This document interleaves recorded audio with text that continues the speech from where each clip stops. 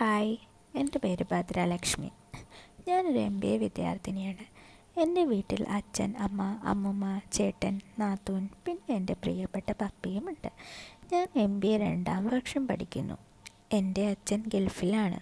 വർഷങ്ങളായി അദ്ദേഹം അവിടെ ഫോർമാനായി വർക്ക് ചെയ്യുന്നു.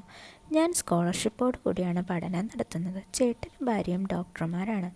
ഞാനൊരു ഇടത്തരം കുടുംബത്തിലെയാണ്. പക്ഷേ ഞങ്ങളുടെ ബന്ധുക്കൾ മിക്കവരും നല്ല സാമ്പത്തികമുള്ളവരാണ്. എനിക്കിപ്പോൾ 21 വയസ്സായി. ഞാൻ പാർട്ട് ടൈമായി സ്റ്റാർബക്സിൽ ജോലി ചെയ്യുന്നുണ്ട്. എൻ്റെ ബെസ്റ്റ് ഫ്രണ്ടാണ് സ്വർണ.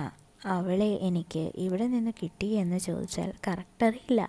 എന്നാലും രാജഗിരി കോളേജിൽ കേരളത്തിൽ ഞാൻ MBA BBA ചെയ്തിരുന്നപ്പോൾ കിട്ടിയതാണ്. ഞാൻ പൊതുവെ എല്ലാവരോടും സംസാരിക്കുന്നൊരു സ്വഭാവമാണ് കേട്ടോ. പക്ഷേ അവൾ പരിചയമായാൽ മാത്രമേ സംസാരിക്കാറുള്ളൂ.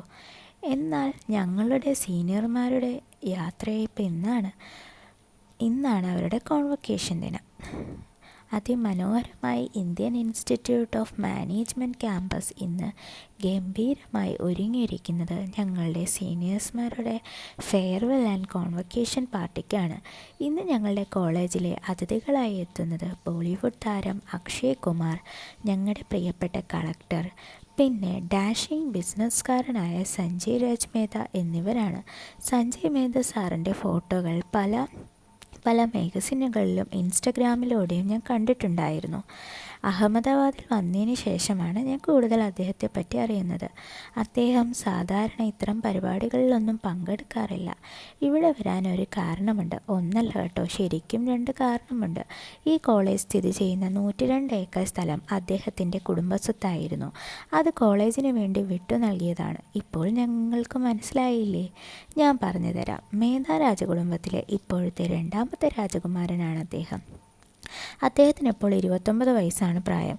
ഇപ്പോൾ മേത്ത ഇൻഡസ്ട്രീസ് കോർപ്പറേറ്റ് കാര്യങ്ങൾ എല്ലാം നോക്കി നടക്കുന്നത് അദ്ദേഹമാണ്. 2ാമത്തെ കാരണം എന്തെന്നാൽ സന രാജ് മേത്ത. അവൾ എൻ്റെ ക്ലാസ്മേറ്റാണ്. അവളുടെ നിർബന്ധം കൂടി കൊണ്ടാണ് സാഗർ രാജ്വീർ മേത്തയ്ക്ക് പകരമായി ഈ രാജസുന്ദരനായ സഞ്ജയ് രാജ് മേത്ത ഇവിടെ അതിഥിയായി എത്തിയിരിക്കുന്നത്. ഇദ്ദേഹത്തിന് വേറൊരു പ്രത്യേകത കൂടിയുണ്ട് കേട്ടോ. ഇദ്ദേഹം ഒരു മോഡൽ കൂടിയാണ്. ഇദ്ദേഹം ഇടയ്ക്കിടയ്ക്ക് റാമ്പ് വാക്കൊക്കെ ചെയ്യാറുണ്ട്. അങ്ങനെ ഒരു വട്ടം എനിക്ക് കാണാനൊരവസരം കിട്ടിയിട്ടുണ്ട് കേട്ടോ.